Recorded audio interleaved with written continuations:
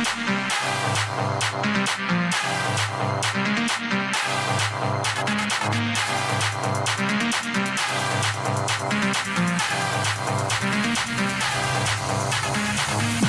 in my nose, got rose in my cup, though.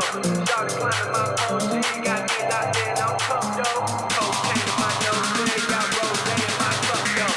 Started climbing my OG, got me locked in on cup, though.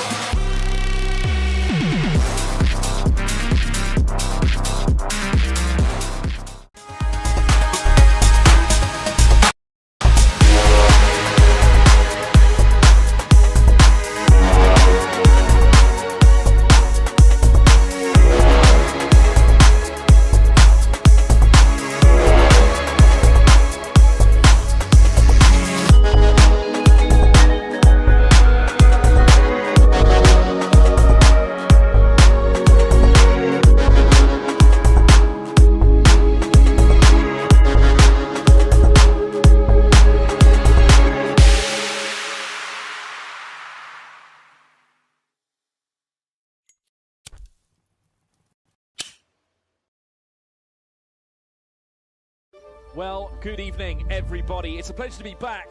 George Morgan here at your service. It's PSGL, it's Wednesday night, it's Spain tonight as well. Lots on the table, lots of battling. The title contest is still alive and kicking. And Jack, it's only taken us 10 rounds. We're on the 11th. It's all to play for.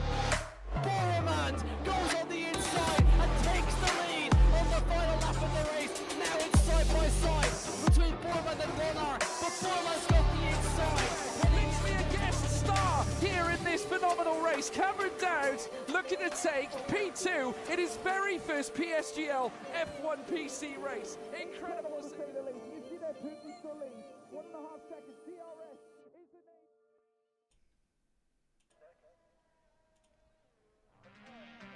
Hello everyone and welcome back to PSGL here in Budapest at Hungary for the third round of the PSGL F5 Championship. We had a brilliant race in Qatar and I'm hoping that we have a brilliant race here in Hungary as well. In the commentary box, once again, my name is Omi and joining me this time is Byron, sorry. Yeah, hello.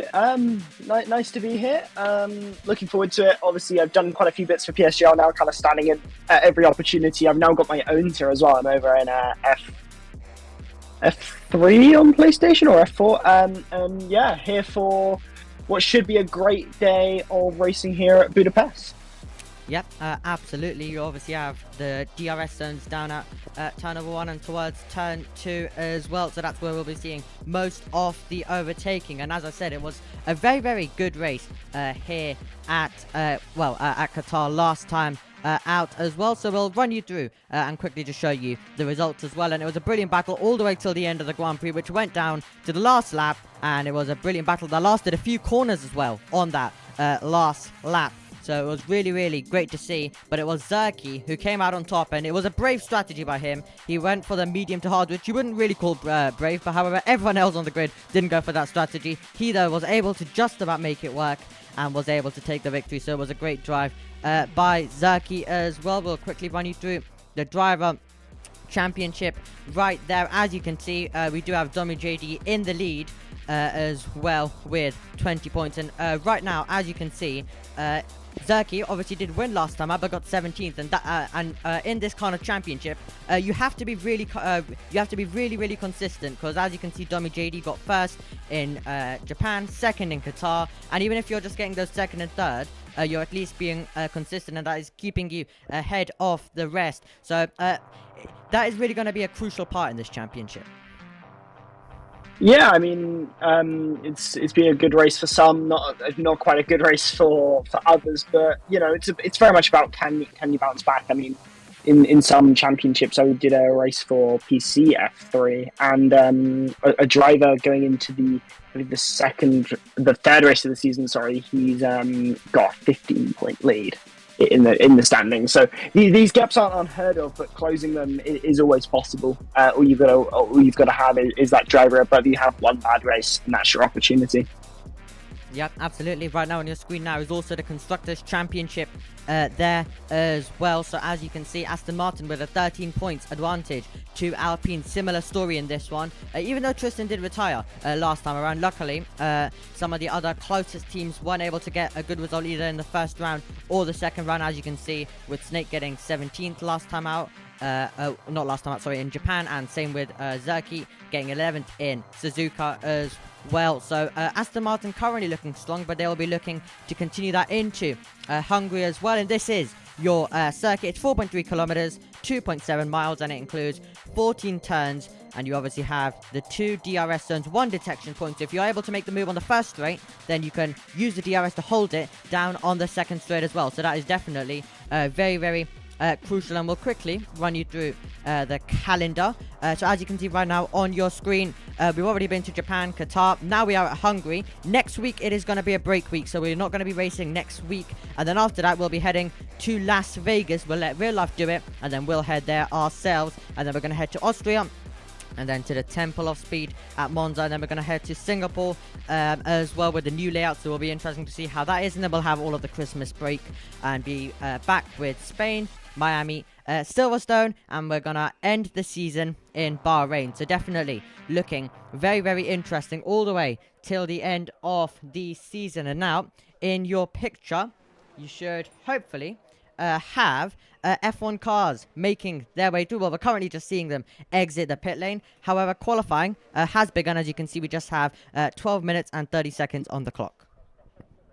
Yeah, I mean, obviously the kind of delay to the start of the stream does mean that we've come in a couple minutes into the session. We've got 12 minutes 20 on the clock as things stand, but this should be a very interesting session. I think we've got certainly a lot that can happen in the next 12 minutes or so. At the minute, obviously, you've got Javier Domine at the top of the timing screens there with a 1:14.773, I believe.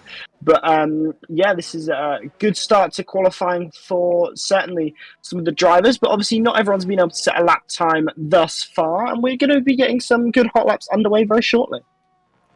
Yep, definitely we'll be getting some hot laps underway very, very shortly indeed. As you said, we've already got some on the board for you. Javi Demin, as you said, right now at the front of the field. Menno in second, then Victor Widler as well, and then we have Socko in fourth. Alessandro Finn currently in fifth position. But right now, if we just quickly for a second show you the gaps as well, you can see 0.04 of a second separating the top two. Then we have 0.03 of a second, then 0.07 of a second as well for Socko and Alessandro Fino are separated by 1,000 of a second. So that's exactly what we like to see. We have 5 cars inside a tenth of each other. Yeah, I mean, fine margins always with PSGL at the best of times, especially when you go into the top tiers. But it's great to see that as it trickles down, the competition just getting more and more intense across the board. And we're beginning to kind of see, especially within the league racing scene, the more and more committed everyone gets, the closer and closer those gaps become.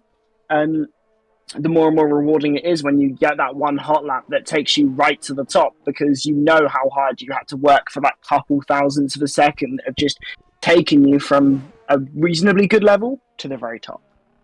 Yeah, absolutely. And as I always like to say on every broadcast as well, it's always good and crucial to get a good first few banker laps as well. Well, in Qatar, it was a track limits show, really. We just kept mentioning it for you as well in Qatar, because that was the main thing on that circuit. Everyone was invalidating, and it also was a bit of an issue in the race with a lot of drivers getting some penalties. And that's also going to be something crucial really at every circuit, that you can just run a tiny bit wider and doesn't have walls right next to you. So definitely possible, and you have to keep it in track limits even at a circuit like this. So we'll see how they do it. But Qatar is a really, really challenging circuit, really flat out through most corners. So you definitely have to be really, really careful through that part of the lap. However, Hungary, so everything should be good. Yeah, I mean, Hungary, though, is pretty prone for its track limits. We are going to get Kryzik across the line now. Do you wonder what this lap time is going to be? Only good enough for 8th there, 1:15.057. Not quite into the 1 minute 14s that the drivers in front have managed. I'm expecting a kind of pole lap time, maybe in the 1:14.6 or 5 range, probably most likely for these guys. I think there's probably still a decent chunk of time on the table, I think, for some of these guys, and hence I think maybe a 1:14.5, maybe high 14.5 could be quite realistic for some of these guys. But I think mostly for a lot of the drivers, it's just about getting a feel for the track as it stands, trying to really bed yourself in, and then once you've done that, and once you're in a confident place, go from there. Yeah, absolutely, definitely. Really crucial to get to grips with the racetrack. Currently watching Tyus Korsman as he makes his way through it. And would you like to take us through the rest of this lap? Yeah, absolutely. I mean, we're going through intersect number 2. This is a very tricky hairpin, very easy to run out wide, especially onto that curb. If you get on that curb, it can really hurt you. Through here, very tight, very twisty, and you don't want to go over that curb too aggressively. This section of the lap is very critical as we go through the harder sector number 2. These corners, very difficult to get right. The rear end can get very loose, and running wide there on the exit happens quite a lot. We get a lot of penalties there for that very reason. Through sector 3 now, using the track absolutely beautifully there as we go through into the heart of sector 3 around the final corner. A lot of hairpins at this track, but it's what we love to see. They open up a lot of opportunities. The slingshot around here, DRS wide open, up to the line, and it's a lap time for 4th there from TS at a 1:14.816. Yep, absolutely. So we have 19 right now in the field as well. You can see Exafox does have also a qualifying ban. You can see him right now in 17th position, but he has a qualifying ban, so we're not going to be seeing any more from him. We're currently on board now with Victor Widler for Mercedes as he pushes on and makes his way through. He'll be looking to gain some time through that third part of the lap. As you said, a lot of hairpins around this circuit for the drivers to deal with. And let's see then, Victor Ridler makes his way through the final corner then of this circuit. Alessandro Finn goes to the top of the table, and now Victor Ridler over the line. He is not going to improve on his time by 600ths of a second, so Victor Ridler not finding the improvement on that lap. Seb though is heading to the front of the field, and that is a great lap by Seb. Yeah, I mean, it takes a lot out of these drivers to get a lap time that's that competitive, that high up, and definitely, as I said, a pole time of a 1:14 high 5s. That was my prediction, and there we go. That lap time that I thought could happen has already happened, and we've still got a really good few minutes left on the clock, 6.5 minutes now. So I'm very interested to see if that lap time can be topped. I would expect it potentially to be topped, actually. So potentially we could even get into the 1:14.4s, which given like the benchmark lap times, you wouldn't have necessarily seen happening. But as with PSGL, anything's possible.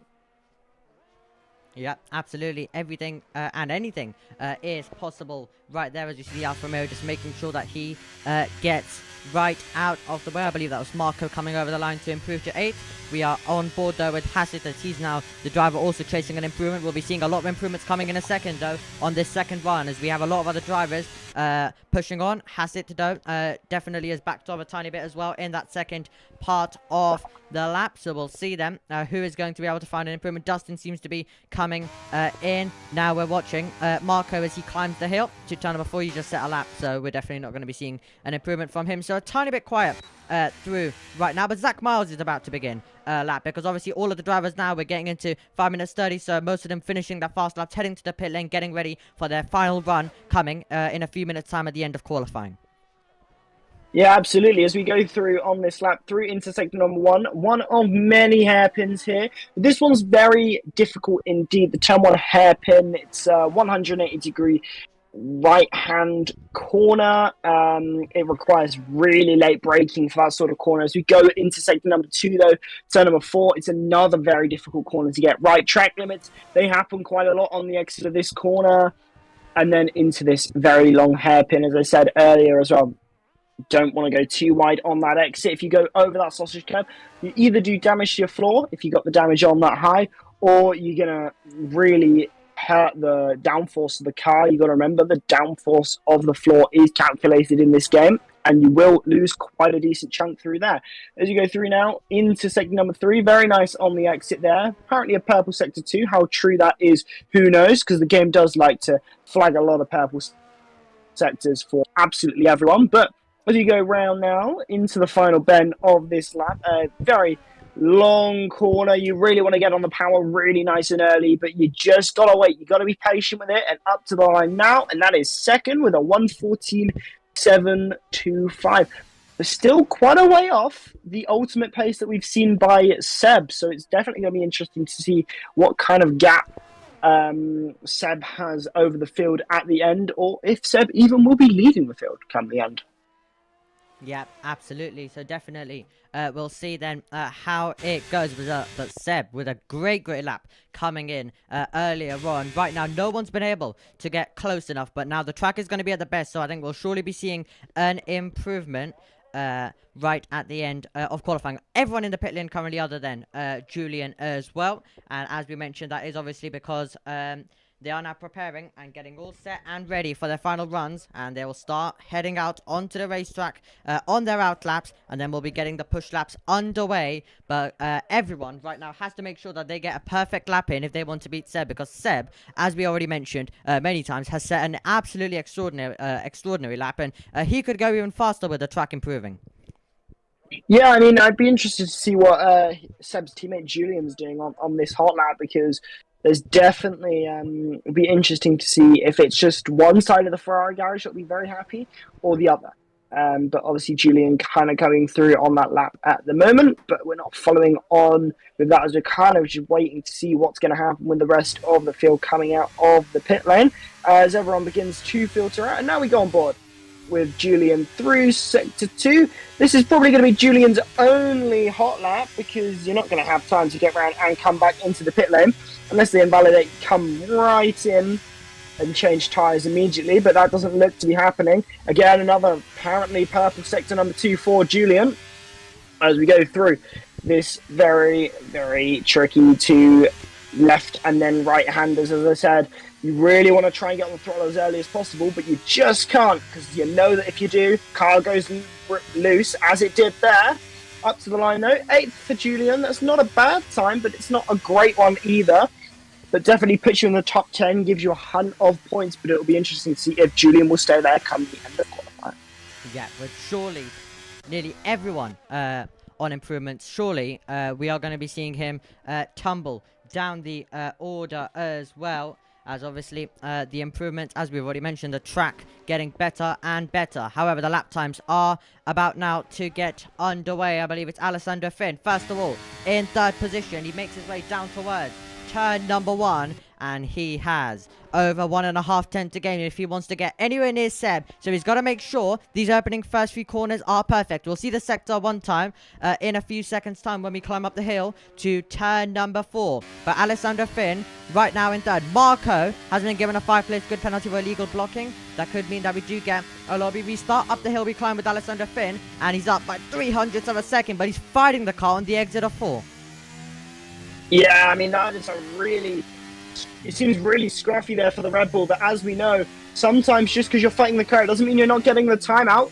Sometimes it means you're actually getting more time out of the car as we go through the very tricky S section. I'd be interested to see how loose the car gets here. Is it getting loose? Not really. Looks very planted there. So it looks like it maybe just a little bit too early on the throttle. Therefore, the Red Bull, as we now go through this very tight right-hander, very easy to run wide on that exit, especially if you brake ever so slightly too late. You think you can go a little bit faster through that apex. That's it. You've gone wide and you've lost your lap time, or you've got a track limits warning. So as now we go up to the line, gaining. No Have we improved? No improvement. Yeah, Look no like improvement. a good lap though.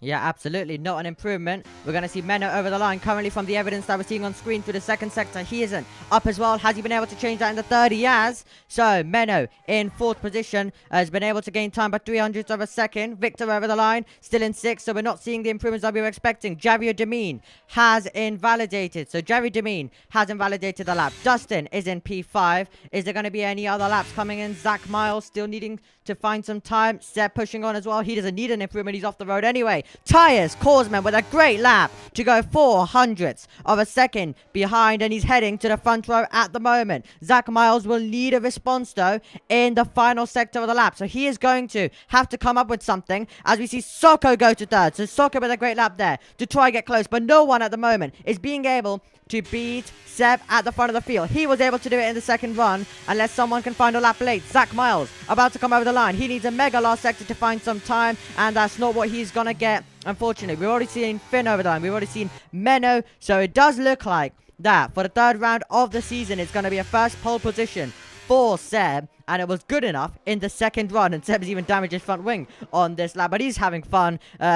His second run was good enough to secure him pole position. Yeah, I mean, a fantastic run, so realistically speaking. I mean, looking at that hot lap, it was just phenomenal. Like, the way that he took it through the lap, there was no moment where it looked in doubt that that was not going to be a very competitive lap time.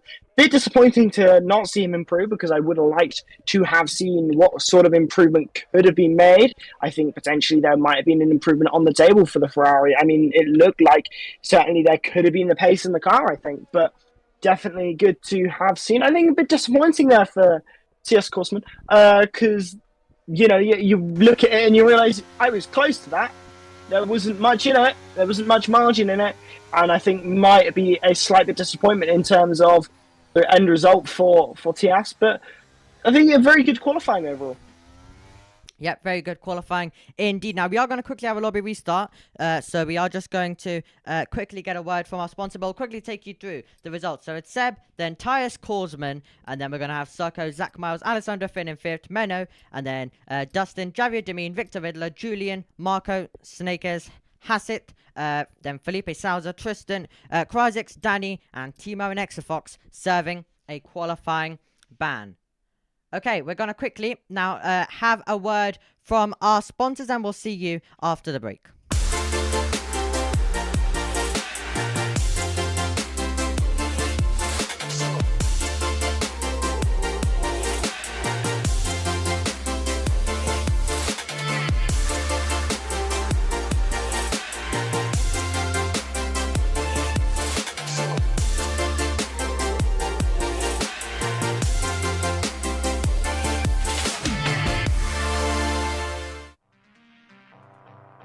And we are now back on cameras as well, as we do have a lobby restart, so we'll quickly get that sorted. However, it was a qualifying session that did seem close, was close in the end. However, as we mentioned, we think that Seb could have found a tiny bit of an improvement, because remember, the track was improving as well all the while, even though we didn't see too many improvements by a lot of drivers, but Seb could have gone even faster, and we'll see how his race pace is though in the race.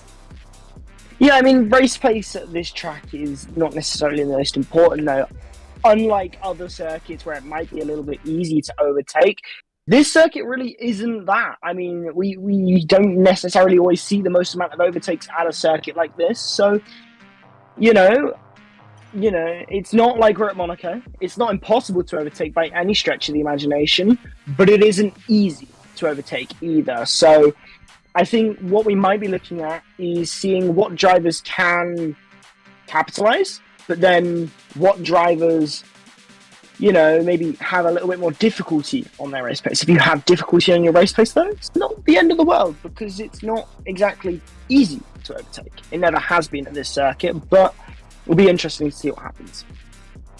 Yep, absolutely. And apology, just quickly changed the scene because I saw the 5 lights coming on, but then I realized that we're staying in the same lobby and we're just having a restart. So you're sticking with us in the cameras, but obviously all the drivers just retiring right now, as it's much more quicker, as we did obviously in the first round in Japan, to just stay in the same lobby. Everyone just retires, and then that means that we don't have to get everyone to rejoin, new lobby created. So it just goes a tiny bit more quicker if everyone does retire. So that's exactly what we've decided to do. However, we do have a bit of a run to turn 1, so it could be interesting, and then also drivers going for different strategy. I think we could possibly see a few drivers maybe going a tiny bit different, so I think that could also play a massive factor at the start of this race.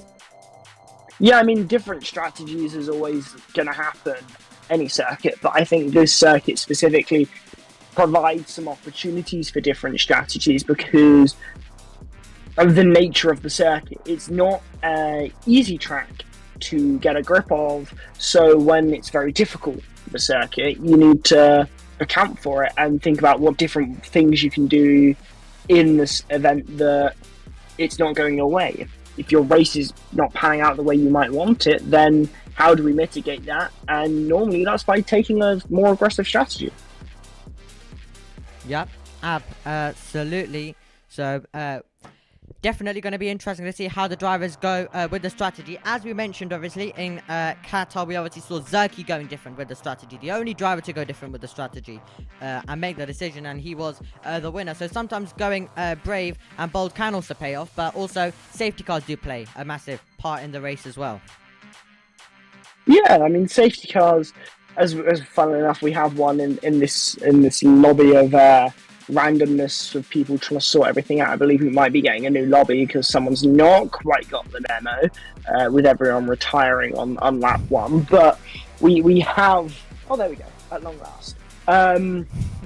You know, different strategies are always going to play into it. But, you know, safety cars are very important. If you get a safety car, well, now you've got a cheaper pit stop. Now you've got an edge in potentially in strategy over rivals if they've already pitted. So just because you're going for a different strategy doesn't mean it's going to work, because if someone else has a safety car, the time you might have gained might not be worth anything anymore.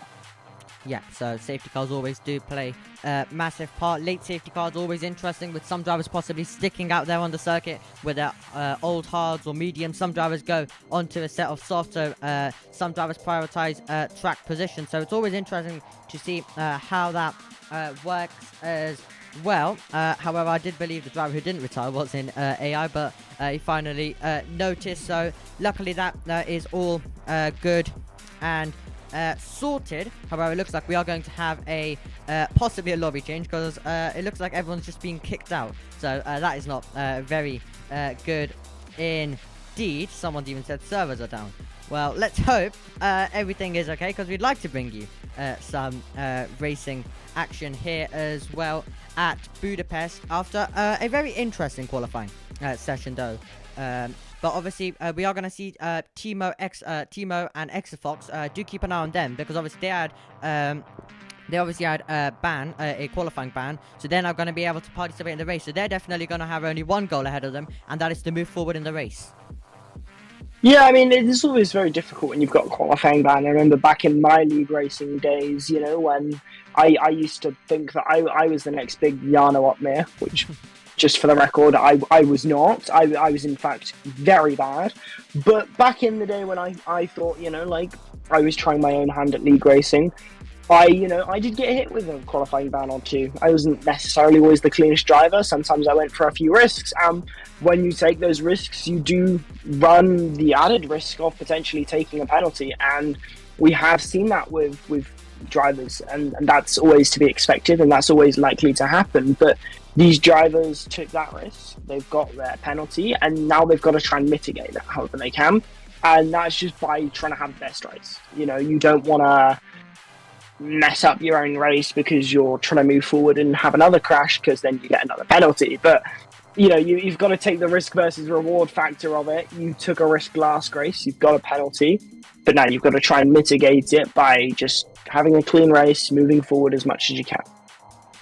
Yeah, absolutely. Always just try and move forward, and always try to do it in the cleanest way, because I don't think anyone wants to go from one qualifying ban to another one, because it can really affect your weekend. More chance of contact as well, because you've got everyone to pass ahead of you, so more drivers are going to put up fights compared to if you are at the front of the field. So hoping the servers are all okay, because now it's saying it's offline for me. So let's just hope everything is okay with that one. So it looks like we are going to be in for a tiny bit of a delay, because we first of all got to get everything working as well, and then we've already got, and then also we got to sort out the grid and getting everyone inside the lobby right at the same time.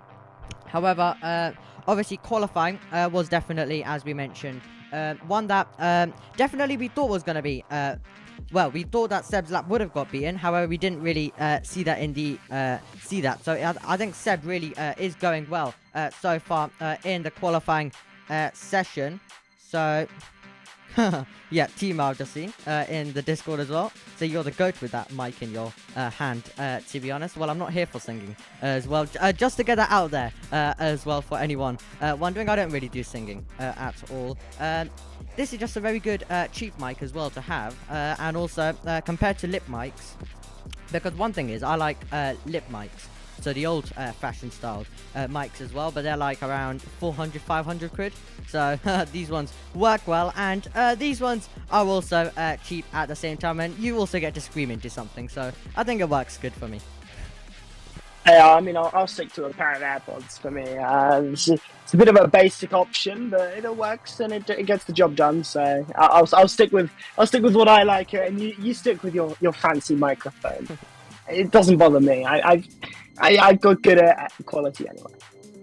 Yeah, absolutely. The main thing is just being able to commentate. That is obviously the main thing, that you're able to hear us right now speak to you and be able to bring you all of the action. So right now, all of the drivers just debating with what is going on, really. It looks like my game has finally decided to get connection, and then we'll see. I think we'll give it possibly a few minutes and see what does happen with the servers, and hopefully we are back. Some drivers were back before. I'm back, it looks like, and some more drivers are saying so. Let's just hope that we are fully back, because as I said, it would be very disappointing if we are unable to bring you a race here. Yeah, I mean, could you imagine the scenes? Everyone's watched qualifying, everyone's excited for the race, and then no, it's been cancelled. You can't do anything. It would be pretty gutting. It just means I'd get accused some Overwatch though. Can't lie.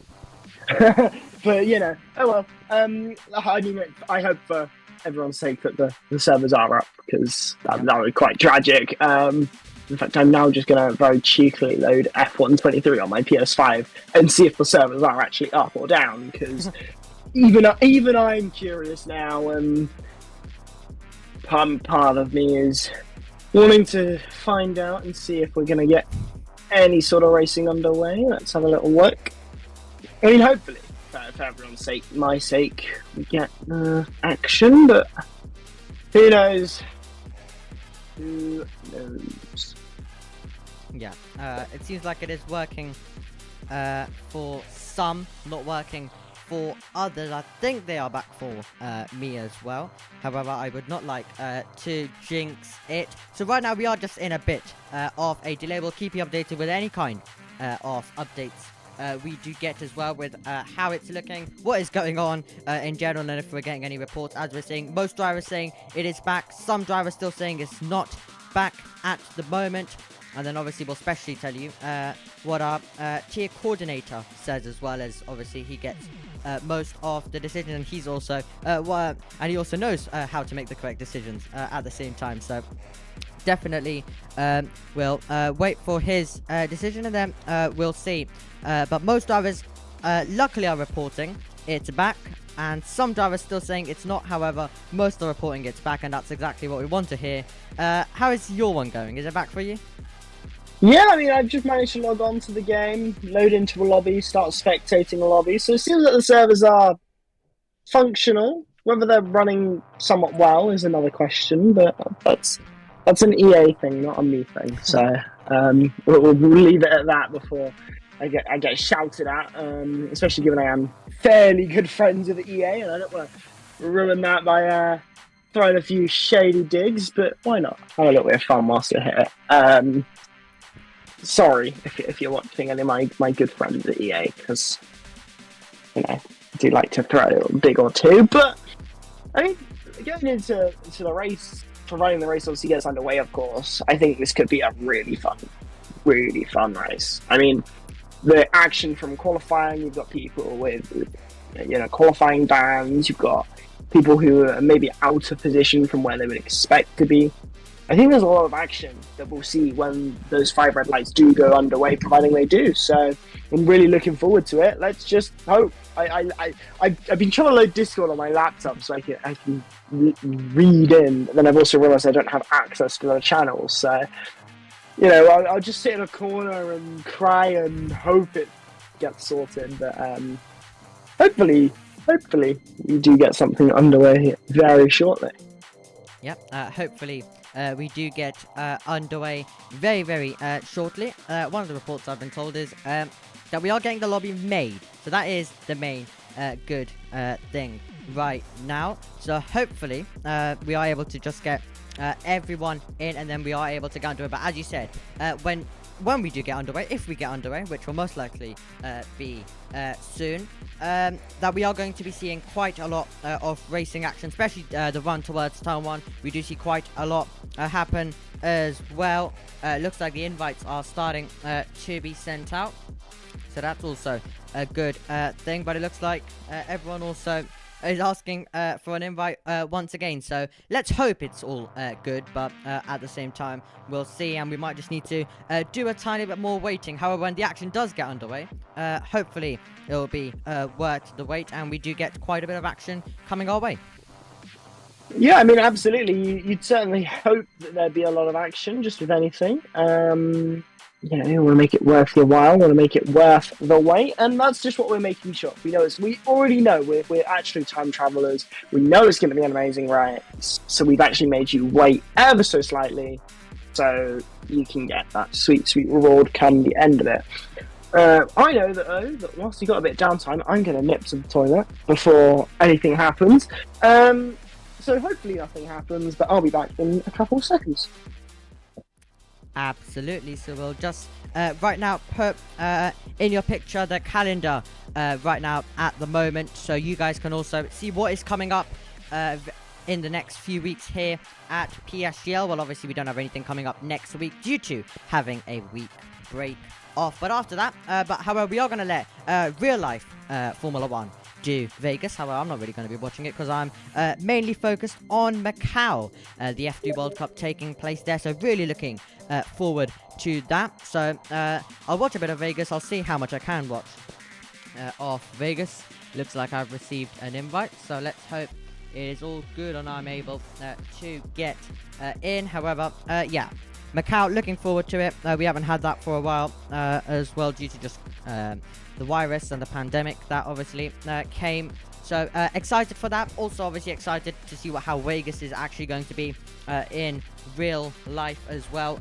I think a lot of issues there could be as well with obviously the tire temperature and everything related with that, with how cold the temperatures could be, and obviously a Saturday race for them, not really for us. However, we are going to have to deal with a few Saturday races next year, right at the beginning of the season in real life, in F1 in Bahrain and the Jeddah Corniche circuit, due to obviously we are racing on the Saturday there, so they're just a few in the UK. Well, we're just a few hours behind, so obviously we'll still have it on our screens on the Saturday. So doesn't really affect us this weekend too much, only affects the people who are in the States.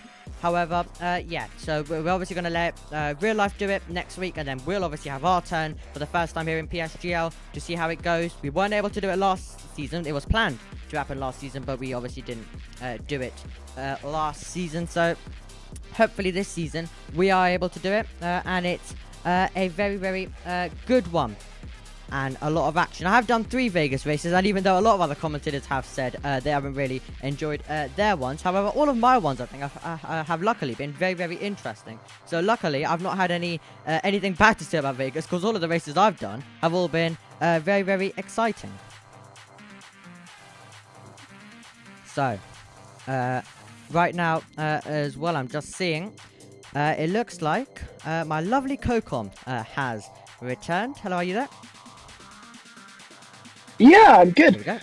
I kid you not, we've been live for however many minutes, right? But hang on, let me have a little look, because I've just realised something absolutely crazy. We've been live for 40 minutes. I've only just realised that my cat is on my bed. I closed my door thinking the cat was outside. I'd locked the cat in. Oh my god.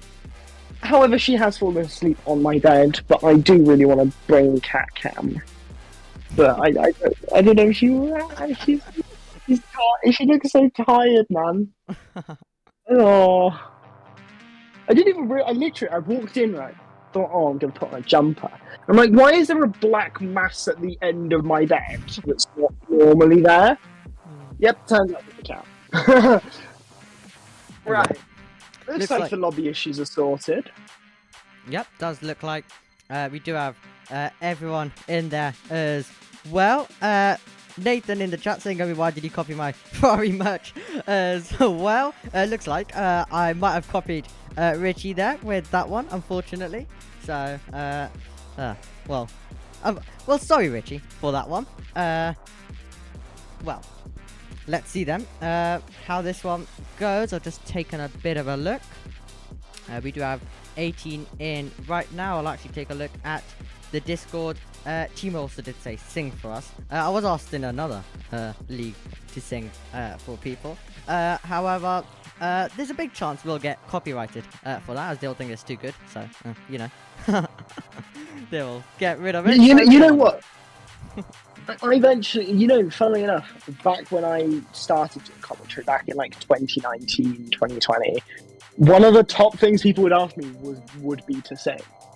For some reason, the league racing community just love casters who can sing. I feel like this is a missed opportunity that we really need to be capitalizing on more, because clearly we're missing out on something. Well, I don't really listen to songs too much, so I don't know what I would sing other than something about F1, which I'd need to make up, or something. Just sing the Max Verstappen song. Well, I don't really. Well, the thing I memorize is commentaries, not songs. Yeah. So, I mean, I could sing a commentary. Well, that would be a bit fun. That would be quite funny actually. Can we do that? Do you think we can get permission to just do an entire stream and you have to sing the entire broadcast? I mean, that would be the most chaotic and funny thing I think that's ever probably happened in PSGL history, and there have been some funny moments over the years. Well, this is what. Now this is what it's turning into. They've left us too long to waffle on, and no signs of getting underway yet. But we are getting very, very close, which will hopefully stop the waffling happening. Thank you to the 12 people who have decided to stick with us and still listen to the waffle show that is taking place right now at the moment. But hopefully it will be less waffling and more cars going around in your picture. Yeah, I mean, I feel like we need to have a very important debate about, like, what our favorite foods are, and why not? Like, it's like under a red flag, like when Spa 2021, when the race of no race, they just spent the entire time looking at the drivers falling asleep and talking about what they got up to and what they're doing and what they've had for breakfast. I feel like this needs to be what this becomes. It's a red flag, Yeah. So what did you have for breakfast, on me? Nothing. Air is what I had. Intro. Right. Okay. What did you have? See, for me, it was a bowl of Cheerios. I can't have nothing in the morning. I don't understand how people manage it. I'm like, how? I can't run on nothing. I mean, I people managed are just about till lunch. I mean, well, I do some commentating at about like 11, 10, 12, early in the morning as well. And I have to really survive for that one, definitely, to not have any food. But usually, I'm just not in a routine to have any food in the morning. So I'm kind of okay with it. Yeah, I mean, this is my sister's been doing this recently, actually. Like, I've been asking, like, well, are you having cereal in the morning? And she's literally just been like, oh, well, I'm not really hungry in the mornings anymore. I'm like, but the entire cereal cupboard is full of, like, Cheerios, Frosties, cornflakes, wheat, like, every cereal you could possibly imagine. And I'm the only one eating any of it. And it's like, one man can only eat so much cereal. And I'm just, and she had breakfast this morning. I think I actually had a heart attack, quite genuinely. I was like, you're actually having cereal? Are you feeling all right? So yeah, that was my morning, and then I just had a cat meowing at me because the cat wanted food.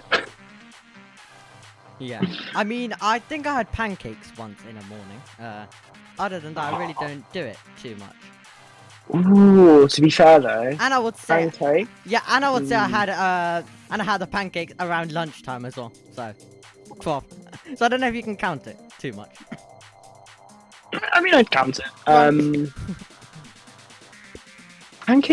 Pancakes hit different in the morning though, to be fair. But pancakes of an evening, they're good too. Especially depends Yeah, what kind of mostly good pancake though. evenings. Yeah, thick pancakes. That's a morning kind of. But then like the thin kind of more like pancake day sort of pancakes. That's a nighttime. I love how we discussed types of pancakes in a PSGL stream. This is quite something.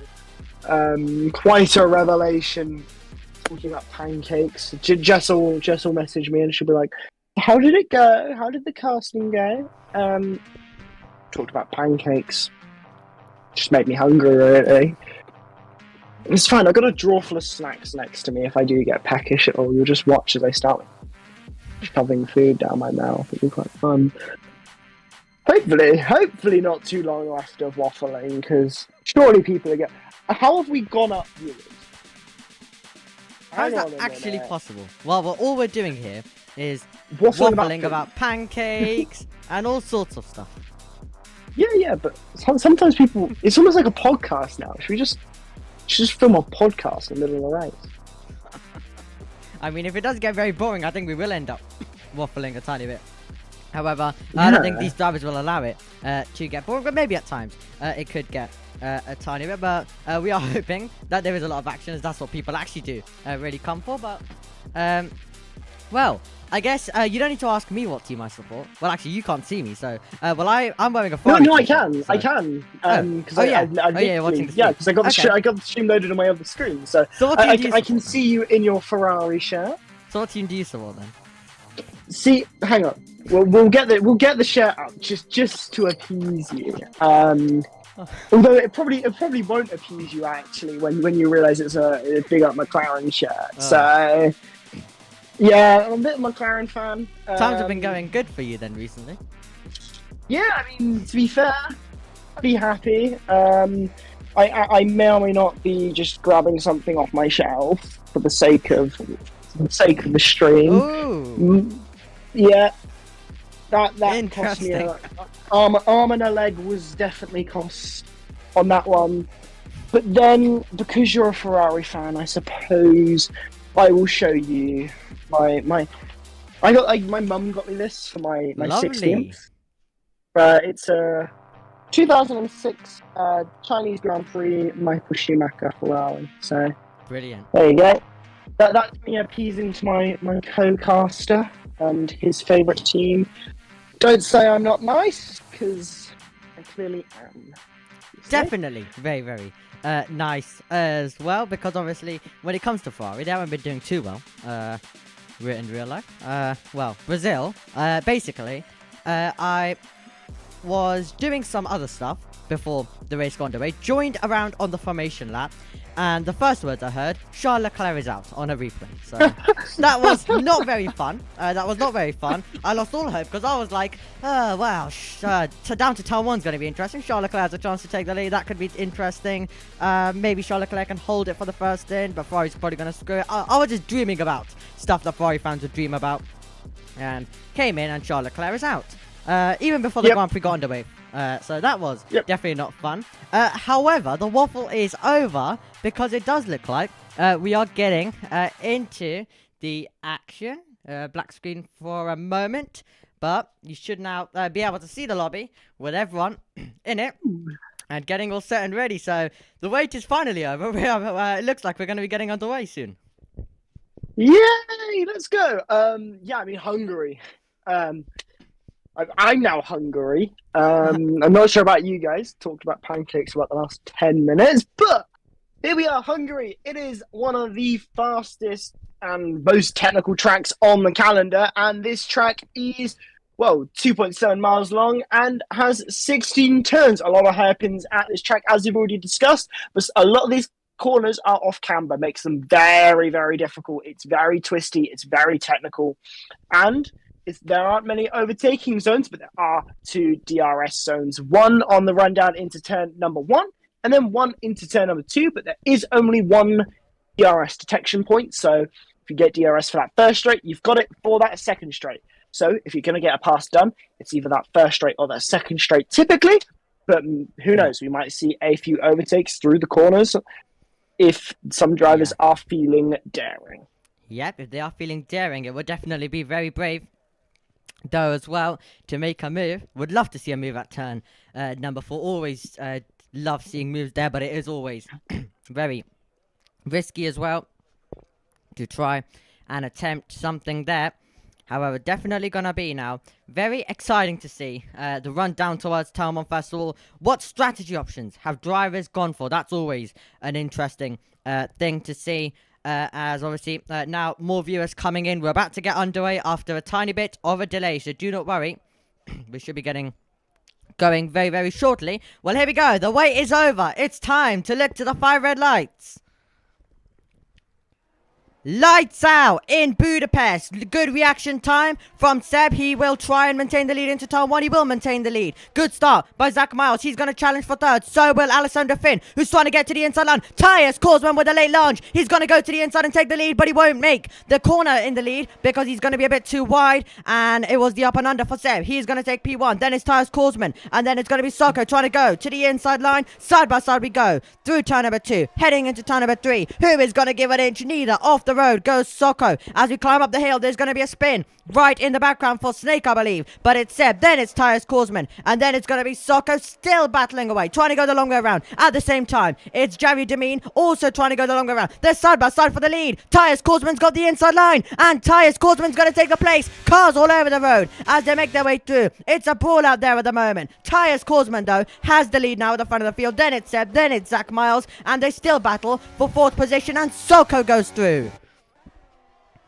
Yeah, I mean, this opening lap, if you have been watching over our waffle, you have been rewarded because this opening lap has provided all of the action. We saw a little incident there. I believe that was McLaren and a Haas there going to tangle in sector number 2. But as we come through onto the second lap of the race, it is Tias leading the way by nearly 1 second. There we go, just over a second now from Seb. Then Zach Miles there, just over a second off as well. And then Julian, it's been a good start for Julian in the Ferrari, up to 4th there. So quite a few positions gained. Not a great start for the teammate Seb, but a lot of drivers coming into the pit lane at the end of this first lap. So clearly a bit of contact and quite a bit of action out on track already.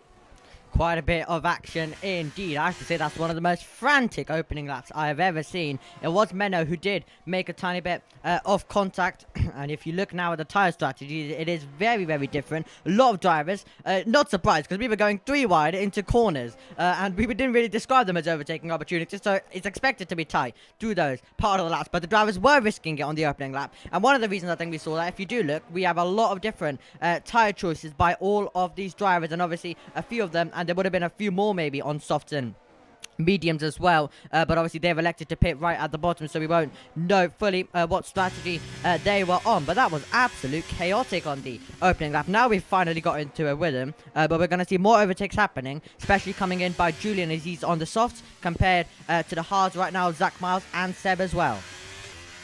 Yeah, I think Julian's in a good place in this opening couple laps of the race, absolutely. But the thing is, those soft tyres, they won't get you too far into the race. They might get you to about lap 10, but they won't probably get you much further with a good, with good pace. So you really got to make it count early on. But positions already gained for Julian. The C's kind of parted ways a little bit on those kind of on that opening lap, with a lot of drivers having their own issues and tangles. So Julian, I'm expecting a strategic let pass from the teammate. I'm not sure if these guys work together massively or whether they're fighting tooth and nail, but we have seen across PSGL a lot of drivers, they're in the same team. They want to work together as much as possible and bring home the best result as a team. So I wouldn't be surprised if there's a strategic let through for Julian and Seb later on in this lap going onto the main straight. I really wouldn't expect there to be much of a challenge anyway for it. But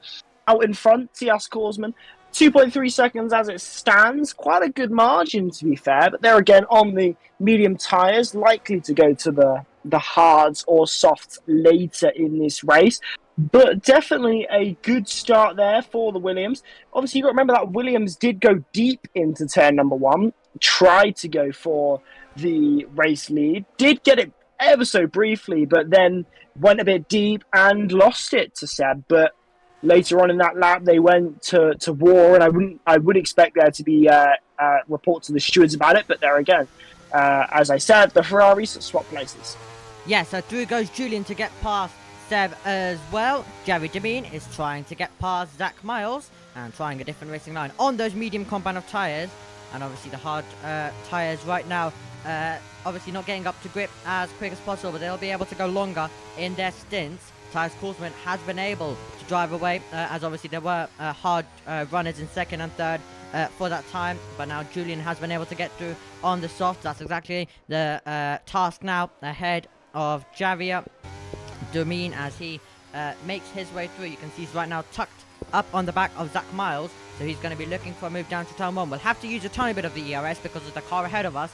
Zach Miles will also have that DRS on Seb, and Seb will also have it on Julian as well.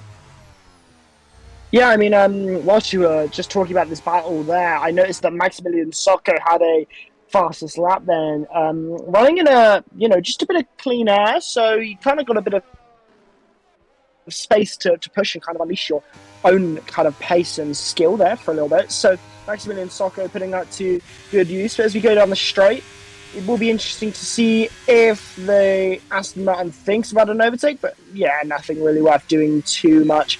But do getting close there into the braking zone, but I don't think there's really been much of an overtake for this Aston, at least not on this lap, I wouldn't have thought, but definitely as we move on through the laps, there's going to be some overtaking opportunities opening up, I think, for that. Yep, Victor Vedla has managed to get past Dustin, I believe. They were at least battling as well, side by side. They went, but yeah, definitely looking like that. Jerry Demine, obviously, with the DRS strain, struggling to get through. However, Zach Miles this time around is right now, now is inside, but was just outside the 1 second. So that's crucial, staying inside the 1 second. And if Zach Miles isn't able to stay inside the 1 second, like right now at this moment, then Jerry Demine will have a big chance, because then he'll have the DRS. He's going to be able to fly his way through. What is going on right now down towards turn number 4? It looked like Marco's got his way through, so is X-Fox. So maybe a moment for Tristan, as we obviously saw quite a few position changes. Thought they were absolutely battling it out like we saw on the opening lap. But with how different people have gone with the strategy, I would not be surprised if we see that later on in the Grand Prix. Right now, on lap 6, going on to lap 7 in the Grand Prix, we're going to see Javier Demine pull out of the slipstream, go to the inside line and take the place.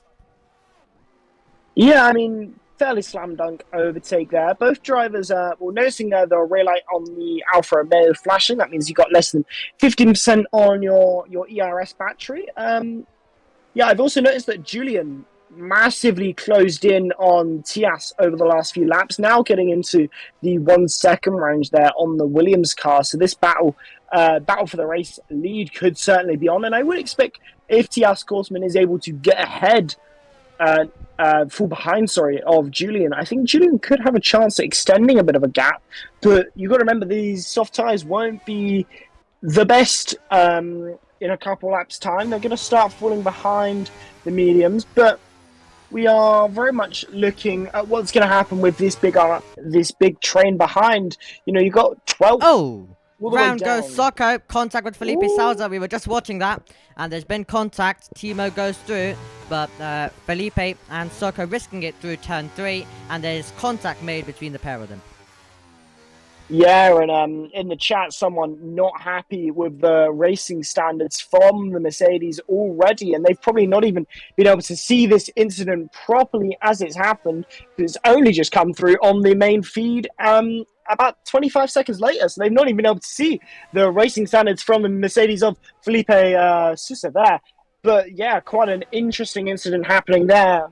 And not necessarily the best driving standards on display there, but definitely something that will go to the stewards after the race, I have no doubt. But on lap number 7 of 35 here, we are looking at the Aston Martin, who has really caught up to the back of Seb on the medium tyres. You would expect the mediums to be in a better pace shape as it stands. It won't be long, as I said, though, until those softs will start going off. And then a couple laps later, I would expect the same to be happening for those medium tyres as a 5-second time penalty comes through for Maximilian Soccer for speeding in the pit lane. I would assume that might be a pit lane retirement for Maximilian Soccer, because I do not see them wanting to continue in this race. They've already been hit down quite a bit in this race, but don't seem to be retiring as it stands. Left the session. There we go.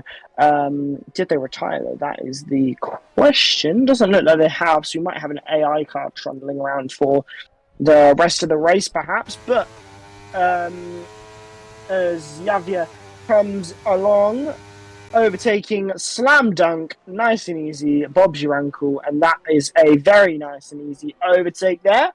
And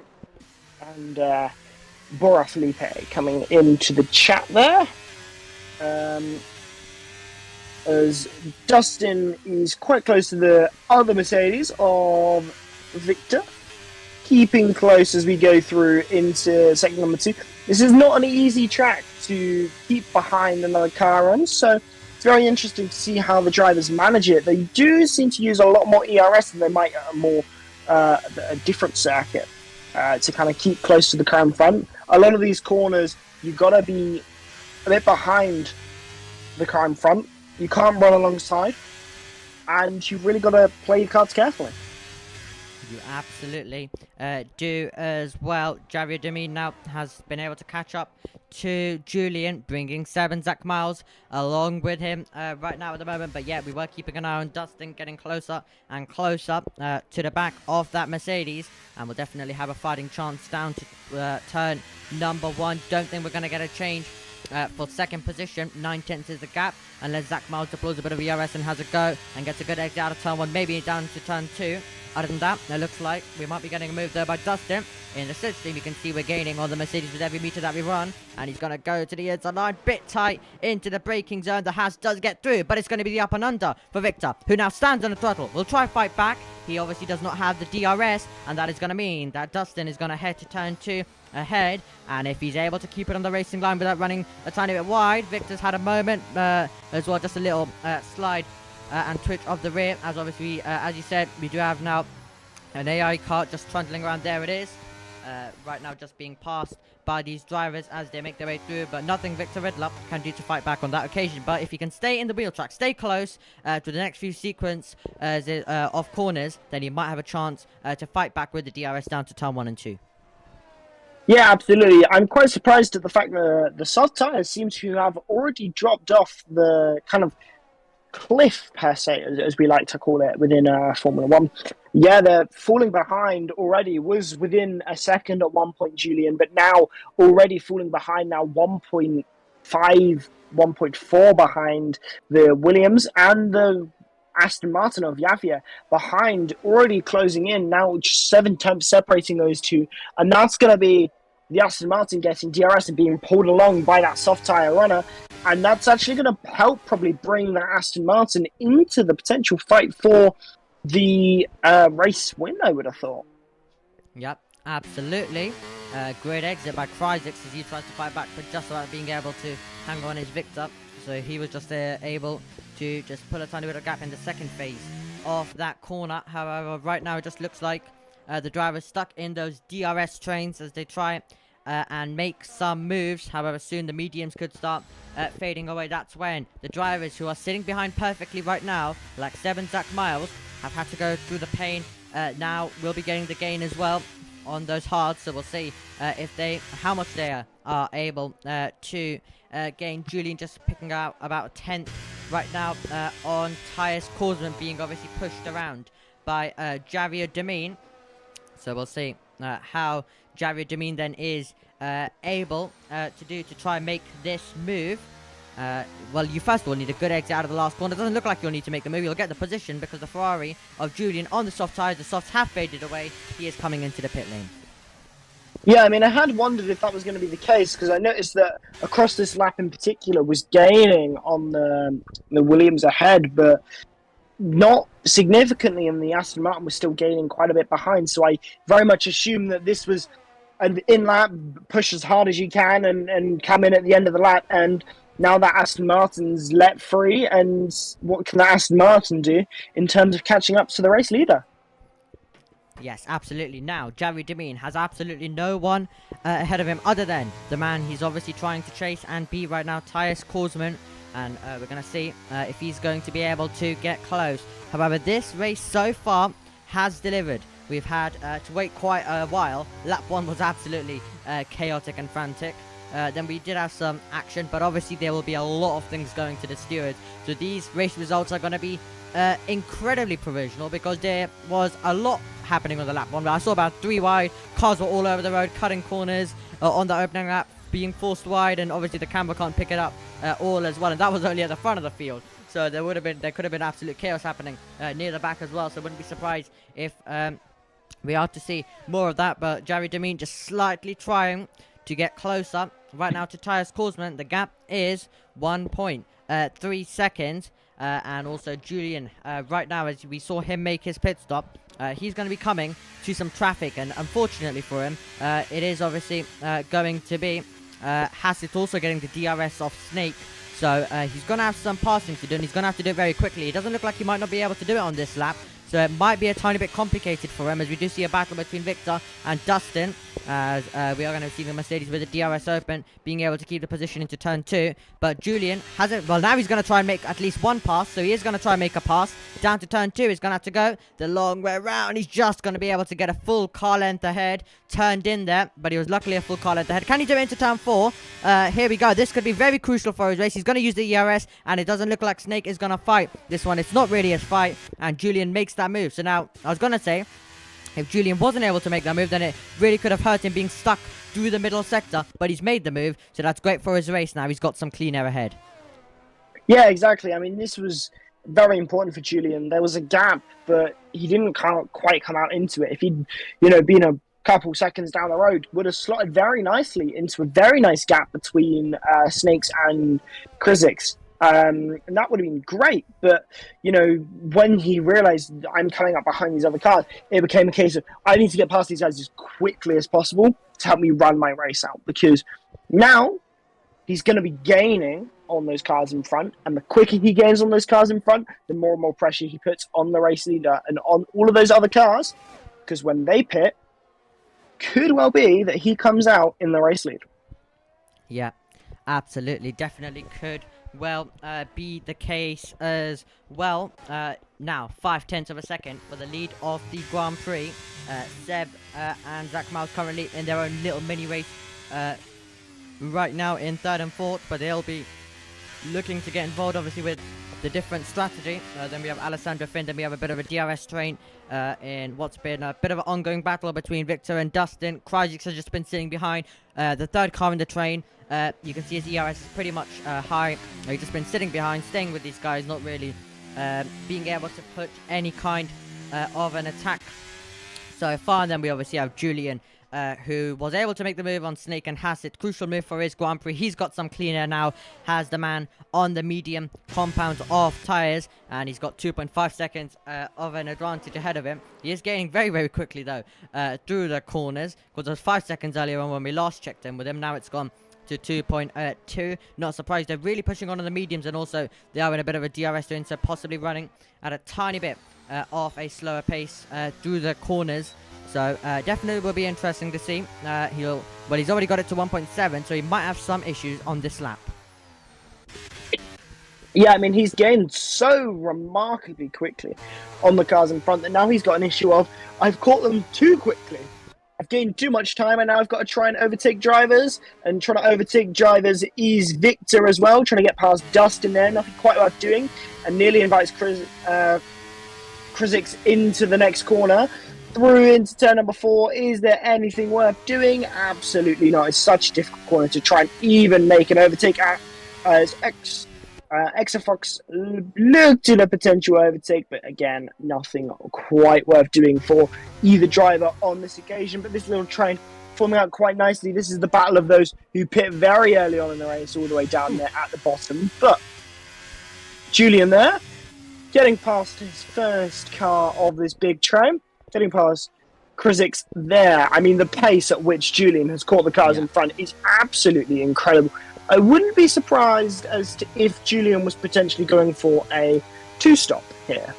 from the softs to the mediums to another set of soft compound tyres could definitely be a very interesting strategy and a pretty good one as well, potentially, in terms of your overall race pace. But this very much depends on getting past drivers very quickly. As past another one, he goes up into 7th place now for Julian there, and potentially could even get all the way up into 6th now. Absolutely looks like it's on for Julian. This is an absolutely cracking strategy so far. Looks like very much putting him in a good place in this race. But with 7 seconds to gain to the next car, bit of clean air to work in, maybe bring those tyres in a little bit more nicely, maybe cool the temperatures down a little bit if they're a bit hot, or just push on and get up to that car in front if that's what's needed. Julian making the moves when required. And, well, we're getting to a point where I don't even know what to show because there's so much action everywhere in this field. With Julian fighting his way through, Javier Demin was applying quite a lot of pressure on the last lap to Tyus Korsman as well. So these two running, and Tyus Korsman's going to dive it in. And following through, Tyus Korsman has missed the pit lane entry. And he was almost sliding his way into the wall. And that was really, really tight. He could have found himself out of the race has his tyre hit that barrier, but he's got to have to continue on for another lap. Too much momentum because he obviously didn't want to be followed in by Javi Demin, so too much momentum trying to do the dummy, and instead he's going to be the one who continues on for another lap. Javi Demin was able to just about follow through and also make the pit lane without any such issues. Yeah, I mean, that's a very dangerous move there. That could definitely be going to the stewards because you're not supposed to do that.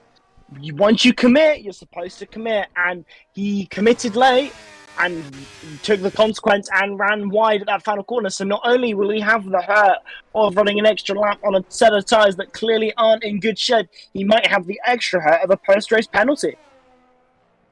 Yeah, absolutely. So we'll see how it all goes there as well. But Javier Demin has slotted himself in 9th position, and he is on those hard compound off tyres. And now he's surely going to be trying to give chase to, well, he's got a bit of traffic to clear, which will hopefully be getting out of the way for him soon.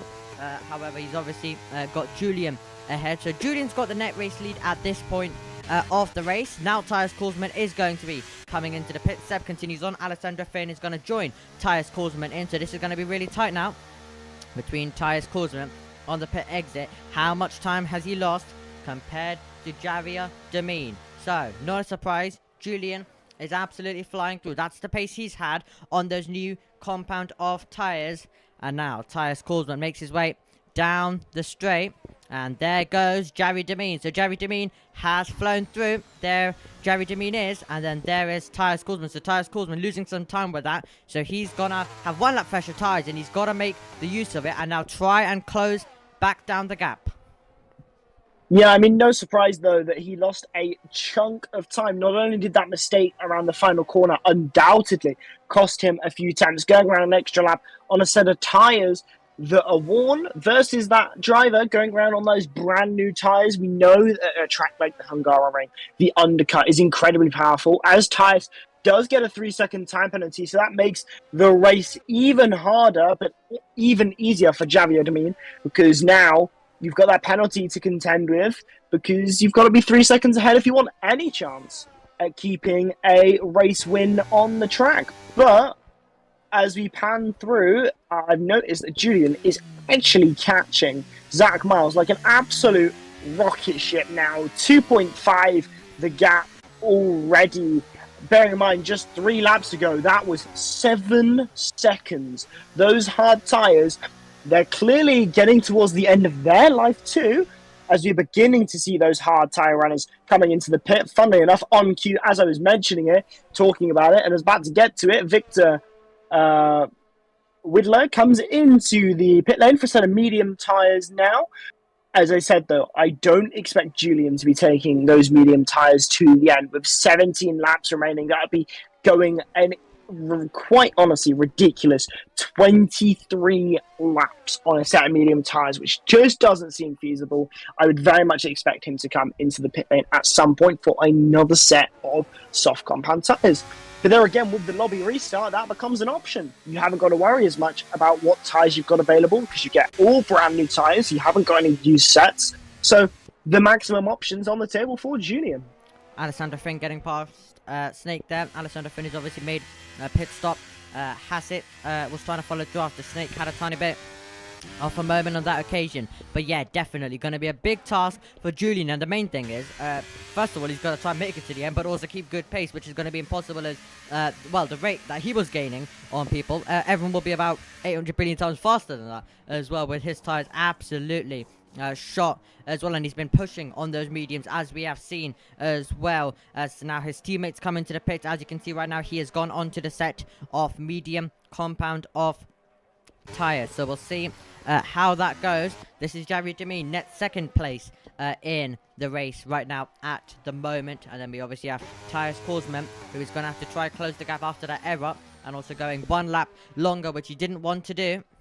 But he obviously made a mistake. But once again, as I said, lucky to still be in this Grand Prix. That if he did find the wall there, he would have been out just in a bit of a different angle, and he would have gone into that pit wall. So luckily, still in this race, but definitely still right now anything can happen here in PSGL.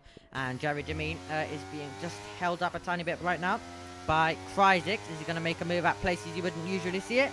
Not going to go around the outside. It would turn into the inside, but it's single file stuff to here. Now the circuit opens up a tiny bit if he does want to go for a late launch. He's going to get DRS anyway because there's another car in front of him with Dustin. Javier Demin is going to get the inside line. He is going to go for that late send, and now he's going to have an opportunity to get past Dustin if he decides not to make a pit stop this lap. Yeah, Dustin's going to continue on, so Javier Demin will have a chance to do it down to turn 1.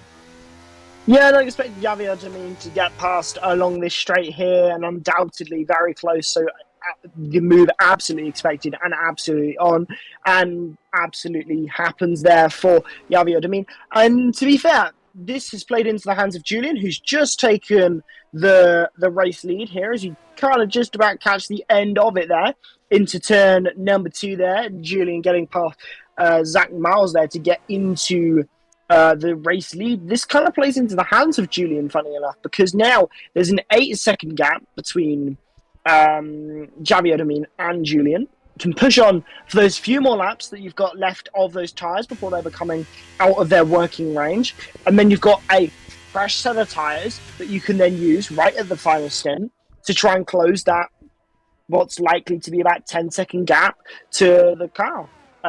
So it could be a good race for Julian, and especially if there's a safety car at some point later on in this race as well. If there's a safety car, absolutely gold for Julian. Pitting under that safety car loses you a lot less time and would play really well into the hands of Julian. But Zach Miles really just running up the laps, probably looking to go to a set of softs, I would have thought. Yep, so we'll see them. How it does go. Kryzik comes into the pits right now. So Zach Miles continues on, but we are going to see Tyres Korsman then make an easy pass on Dustin. We are going to see Seb go to the inside of Alessandro Finn and get past, and that is right now full position on the circuit as these two have made a pit stop. The only difference is Alessandro Finn is on the hard, Seb is on the mediums as well. So lap 21 out of 35, but soon we'll start to see the strategy unfolding. And right now, even though Julian might be out in front, there's still a lot to change in this race. Yeah, I mean, we've still got 14 laps left, and with 14 laps, there's a lot of things that can happen. There could be a safety car, there could be an incident, there could be mistakes, there definitely will probably be penalties post-race and during the race. So, but Julian, we definitely think has got to pit again at some point in this race. We're looking at I've yet to see Dustin or Zach Miles into the pit lane as well in this race. And then ETA Danny as well, right towards the bottom of the grid, is likely to have to pit again in this race too. So there's quite a few drivers who are yet to pit as we do see Zach Miles come into the pit lane. I do wonder if that's for a set of soft tyres, as I did expect to potentially go on the car. 13 laps left in the race. It's not a far stretch for Zach Miles, as we do see Seb there getting past Dustin and up into 4th place on the road. And now I believe everyone ahead has pit for a set of new tyres of Seb. So now this is all for position. Obviously, we, as I said, though, expecting Julian to pit again at some point. I do want to know, however, what tyres Zach Miles has gone on to, because that will give us an indication as to when Julian might be coming in. Yep, absolutely. Zach Miles going on a set of medium compound tyres. In your picture right now, you can see the position changes, and it was really one of those chaotic opening laps as well, and different strategies we have seen. Up 9 places is Julian, but we are expecting him to make another pit stop. Javier Demin up 6. Then we have Dustin up 2. We have Victor up 2 as well. Kryzik's up 7. And then we have Snake up 2. So is Hassett, and then Felipe Saz has improved. X-Fox with that qualifying ban was able to move up 5 places. And then we also have Timo improving. But now it is pit stop time for our race leader as expected. So Julian has dived it in to the pit lane. And it looks like another set of medium compound tyres are going on. So not the softs that we might have thought he would have been going on to. I mean, yeah, this is maybe a safe gamble, though. You know the pace of that tyre. You were just on that tyre. You know what you can extract from it, and you also know how long it will last. So I think maybe a more safe bet from Julian. But at the same time, he knows the pace of the tyre. He knows it well. He was, just on it, and now can try and extract the absolute maximum from it. So I'll be interested to see what kind of pace he can extract all the way down in 6th. But there's not that much time to gain. I mean, you're looking at about 12 seconds off the race lead, I think, there, if my maths is correct. So Julian certainly 13.6. I'll take that. That was close. So, not far off a potential race win here. And definitely as the pace of those hards start to drop and those mediums start to come into their window, definitely potentially on for Julian in this race. Absolutely. Another driver to keep an eye on is Seb. He's now in DRS range of Tyus Korsman, and the problem Tyus Korsman's got, even if he does get up to Gary Demin, he has a penalty lying over him, so that is going to be costly.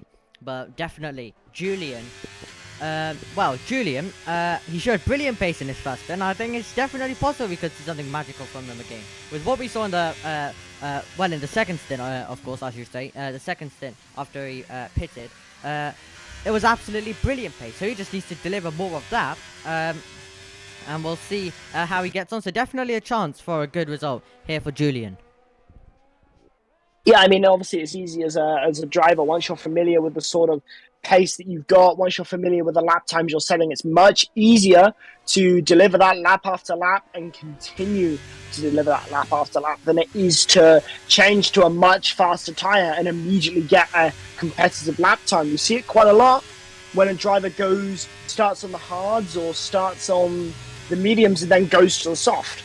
All of a sudden, they're faster, but they're not hand-in-hand faster because they're not bedded into that tyre. And that's why Julian really could have the upper hand, because he was on this tyre already. He knows this tyre well.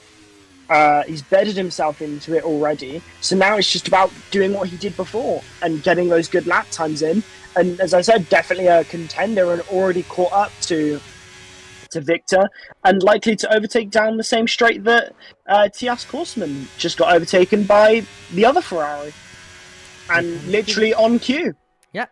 There goes Julian. Oh. And up into 5th, there's the Aston Martin, not the Aston Martin, the Alfa Romeo, sorry, dives down the inside of the Mercedes of Victor, and Victor might feel like he was forced slightly wide there by Zach Miles, and as a result got a track limit penalty there, 3 seconds there for Victor. So could potentially go to the stewards if there's not another warning for Victor, because you could definitely appeal that and argue that he was forced wide, get Zach a penalty, and then maybe even get yours removed if you were a clean boy beyond that point in the race. But as we're on lap number 25 of 35, 10 laps remaining in this race. Seb looking in the hunt for a potential race win, but don't count out Julian. It could definitely be a very good race for Ferrari, though, as we do have a yellow flag ever so briefly. Just a spin there for Timo Coopers, who very quickly gets it back, pointing the right way, and goes on their merry way. But yeah, as I said, definitely a good battle, I think, for the race win. You've got someone coming back up. They were leading the race at one point, had to pit again, coming through, seeing what they can get out of this race. And then you've got the other Ferrari potentially looking to just try and get the race win. Looking good then for Ferrari. On lap number 26, Seb is on the attack, about a tenth away from DRS, and that could change in a couple of seconds' time. He is almost now inside that 1 second, so he is going to be going on the attack. He's also going to have his teammates coming as well, as Julian gaining rapidly on the cars ahead. Do not count Julian out, and it looks like probably, most likely, I think it will be a Ferrari who wins this, but it could be Julian right now, who has decided to go for a different strategy. He decided to go for the two-stop, and looks like he's trying to make it work. Timo is going to retire in the pit lane, but now Seb is inside the 1 second, and if he does get close enough, which it doesn't look like he will be this lap, so he's just going to be with the DRS, getting closer, closer and closer down this straight. But it looks like Julian is going to be the one who is going to be dishing out the overtake on this main straight. He's going to have the rear wings, DRS open, the Red Bull, Alessandro Philbin hold the inside line, and it looks like he is going to be able to keep that position. Julian places the car on the outside. He watches the Red Bull get all out of shape. He stands on the throttle, and now he's got a chance as he has DRS. He's using DRS, and he's trying to inch ahead a whole car length. Alessandro Finn will keep his foot in. Side by side we go through turn number 2. The outside line becomes the inside, and it is going to be Alessandro Finn who cannot contend any longer, but I thought it was going to be an easy pass for Julian, but Alessandro Finn was able to put on somewhat of a fight there. Yeah, I mean, it's always going to be difficult when you're on step compound harder tyres to try and defend a position. That was about as much as I think Alessandro Finn was going to be able to do. But, I mean, even that little bit of halting the progress of Julian could potentially stop a race-winning move for Julian. The pace is really looking on for him. Now 4.6 behind Tias Korsman for third in this race. But definitely, as a Ferrari fan yourself, you're definitely going to be on the edge of your seat for what could be an amazing result. Let's not talk about how my race has gone for my favourite team, because it's not been a good one for the Papaya team. But on lap number 28 of 35, it could be a Ferrari into the race lead. It's Seb into the race lead. Sebastian into the lead of the race. I just really wanted to say Sebastian because Ferrari, Sebastian Vettel, an iconic lineup as always. But Seb into the lead here on lap number 28 of 35, and probably likely to pull a second here quite easily, I would have thought. The mediums versus the hards. But there again, 9 laps versus 12 laps. Those mediums aren't going to be much better for all too long.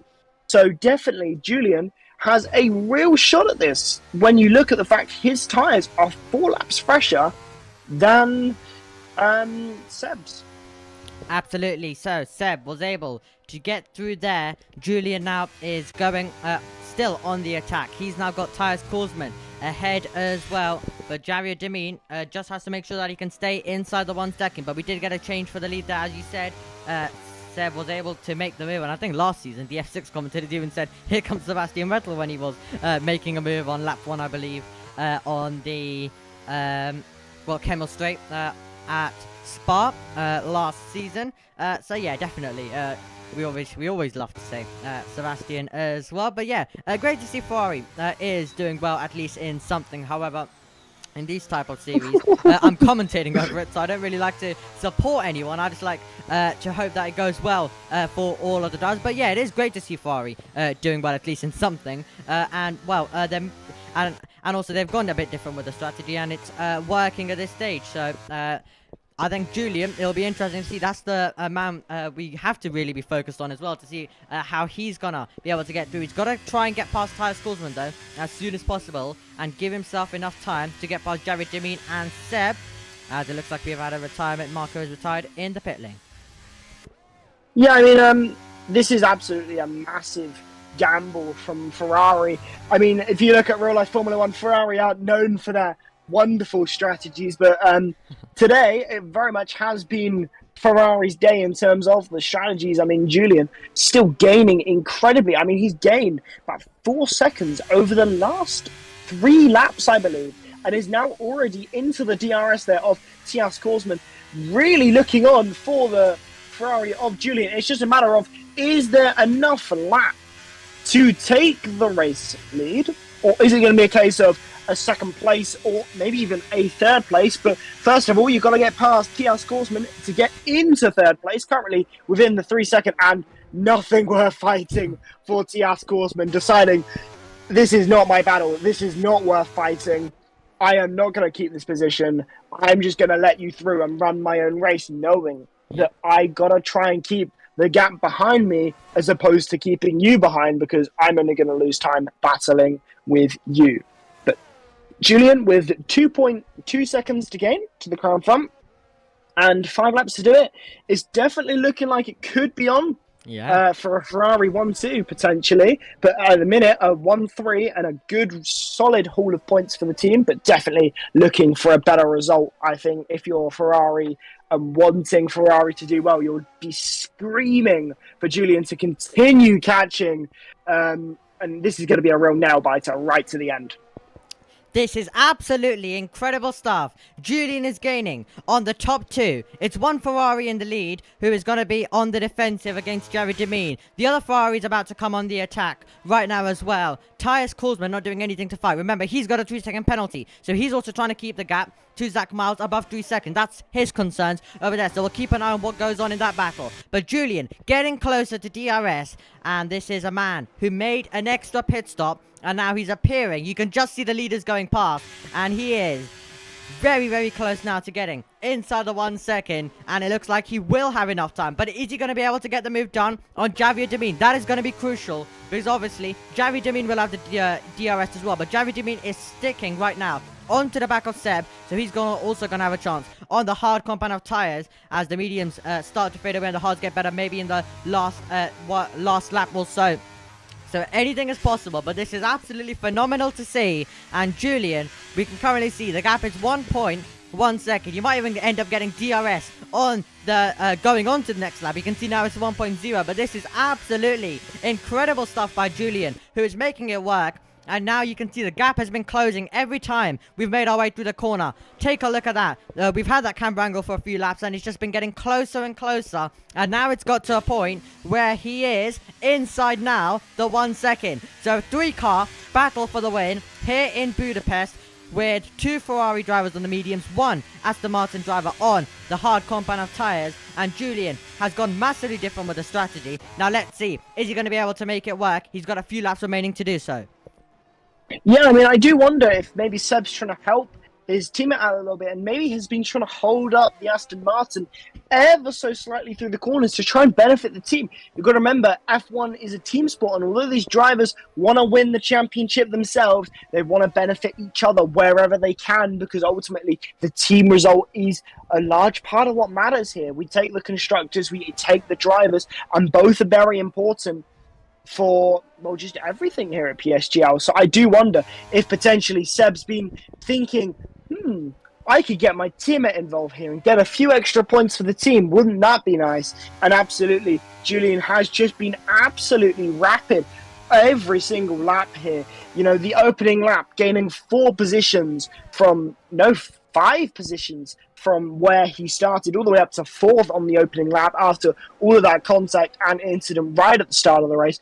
But now, the battle for the race lead, a different strategy, a very bold strategy for Julian, has been paying off over the course of this race. And as we come through onto lap number 33 of 35, we've got a few laps remaining in this race, and it is a case of, can Julian manage it? Is there enough time? Is there enough pace left in these tyres to think about getting into the race lead? Or will potentially Javier Demine be able to fight it back on these hard tyres? It might be a bit unlikely, but you never know here at PSGL. Anything is possible. Looking behind though, everyone's begun to fizzle out ever so slightly. However, there is a battle for the last points position there between Snakes F1 and Hassif. They're getting quite close and feisty between the two of them. I believe Hassif is very teetering on the edge of being able to get into the points there, which would be a double points finish there for Haas if it was to stay as it was. But as we already established earlier in this race, it is very unlikely to stay as it finishes when we cross the line. Although we might have some provisional race results, they will very much be provisional. There will be a lot of investigations and most likely quite a lot of penalties to come with it. Absolutely. About to go on to the penultimate lap of the Grand Prix.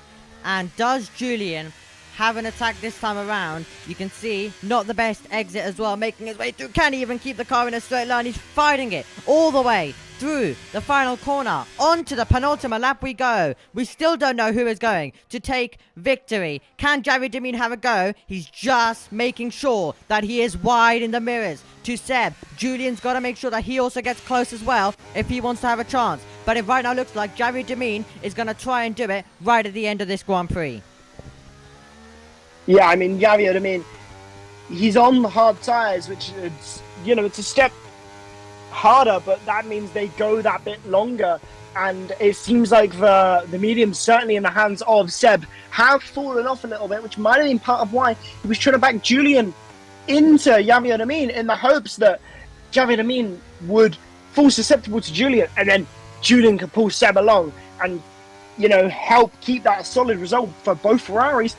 But Julian, he's beginning to struggle now behind the back of this train because it's not necessarily the easiest to overtake. His tyres are quite a bit more worn now as well. So they've not got as much grip as they did when they went on 11 laps ago. And as we move on to the final lap of the race, it is a case of who will win here in PSGL F5 on PC. These drivers have been fighting tooth and nail over the last 45 minutes for the race victory, but who will come out on top? Julian is looking close to the back of the Aston Martin of Javier Amin, but nothing worth doing there into turn number 1. Will there be anything to look at into turn number 2? Is not going to look all too likely. It's a very difficult corner. You've got to be very close into turn number 1 to even think at an overtake there. But as we think about overtakes there, Alessandro Finn and Victor Widler go to battle for P6 and P7 retrospectively, and Alessandro Finn keeps it around the outside, but can the Mercedes hold it around the outside in as we go to turn number 4? Absolutely not. It's a very difficult corner, and we're beginning to see, as there's a bit of contact between the two of them into that corner there, but nothing too major. Both drivers keeping it onto the racetrack, but as we cut away to the battle for the race lead, and I say battle because still anything could happen. There could be an unforced error, an uncharacteristic mistake. There could yet be a dive from any of these drivers, but who knows here? But Seb has driven an absolutely brilliant and wonderful race, but there's no guarantee that he's won it on the road because there are penalties almost definitely to come. But across the line for the provisional race results, Seb comes through to win the Hungarian Grand Prix. Here at the Hungaroring, Javier Demin comes second, followed by Julian. Tias Korsman will come across the line in fourth, but will fall susceptible to Zach Miles there, who gets up into fourth due to that 3-second time penalty. Kreisix gets up into sixth place, and Alessandro Finn and Victor Widler both fall in position there. Dustin Vincent in ninth, and then Snake F1 likely, there we go, to round out the top 10 here at the Hungaroring. But what a race that was. There is one final penalty there for Exafox there just before coming across the line. But what a race that was indeed at the Hungaroring. It is not very often that you get a 3-car battle for the race win in that manner. I think there's going to be bittersweet emotions for Julian, though. Absolutely could have been a case of what could have been for Julian there. Yeah, he will definitely be looking where could he have pounced. But absolutely incredible stuff. Came down to the final 4.3 kilometers, 2.7 miles. And it was the Ferrari man of Seb who came out on top. And that was an incredible Grand Prix. Came down all the way till the last lap. However, Seb was just able to hang on. As you can see, started in first, finished in first. Tells you nothing about how this race was. Javier Demin started in 8th, finished in 2nd, and Julian from 10th on the grid to 3rd on a 2-stop, which he almost made it work to take home 1st position. That was absolutely incredible, but he's going to have to settle for 3rd position. Then Zach Miles in 4th, Tyus Korsman, then Kryzix, Alessandro, Finn, and then we have Victor Vedler, Dustin, Snake, Hassett, Felipe, Tristan, Exafox, Danny, and then we have Socko, Marco, Timo, one of our retirements, along with Marco, and Menno also did retire after all of the chaos that we saw on the opening lap. But just what a race that was. Absolutely incredible. That was absolutely phenomenal stuff. As looks like we'll try to get the camera back. There we go. I lost the camera for a second, but there we go. Now it is just back, so that's great. But just what a race. I mean, yeah, like, it's very difficult to get a 3-car battle for the lead at the best of times. We've seen it a lot in PSGL, but it's not the easiest. It's never been the easiest to have a 3-car battle for the race lead, and we got it.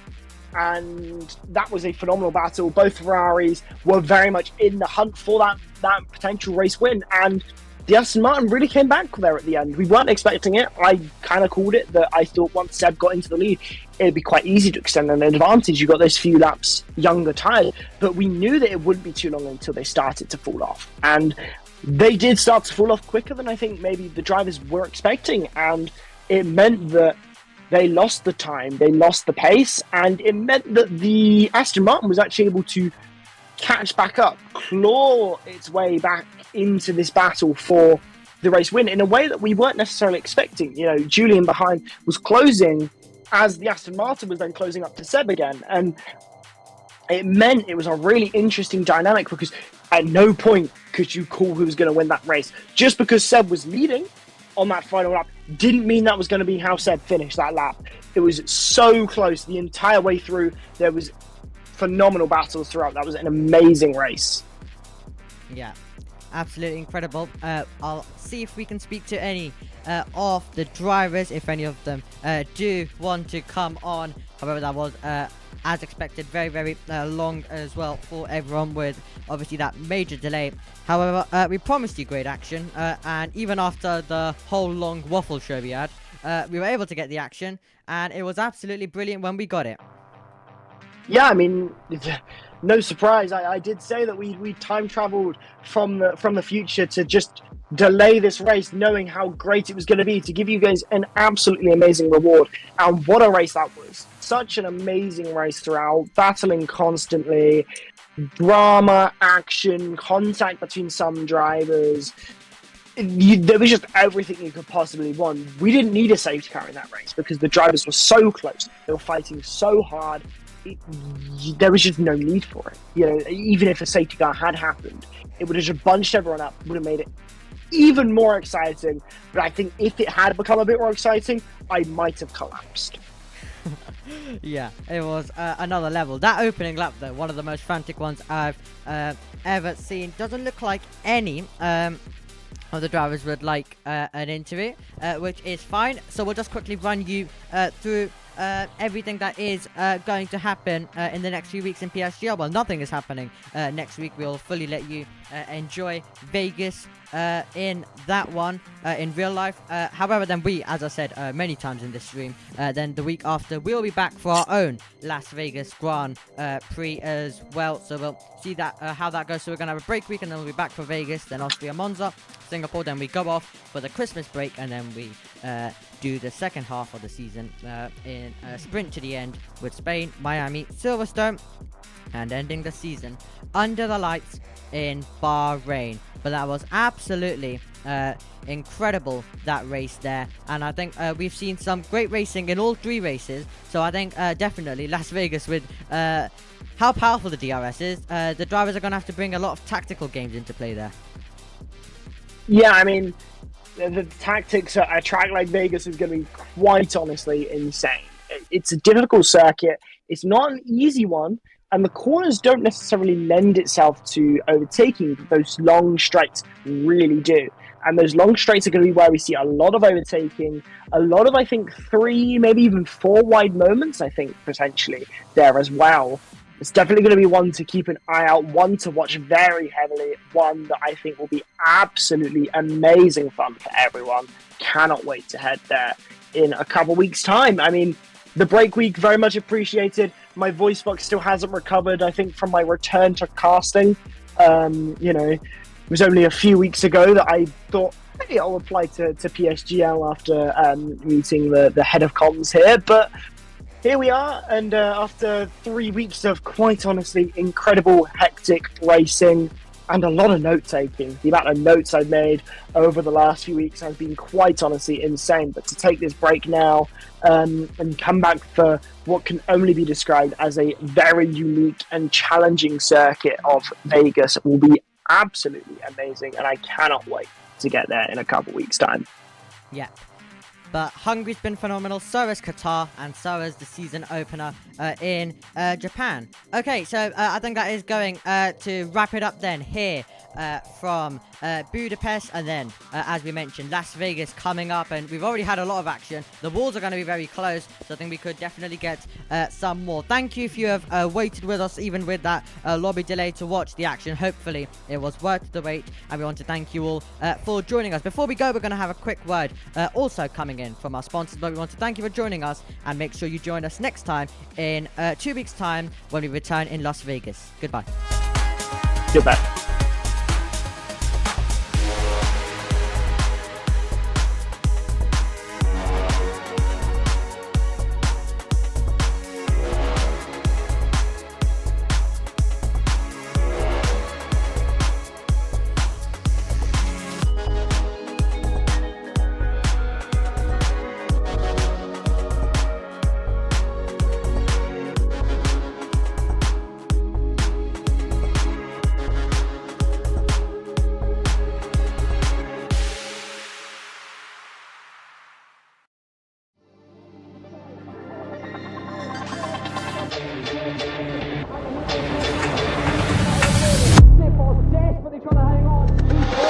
He's got the inside, all here is through on the left hand side.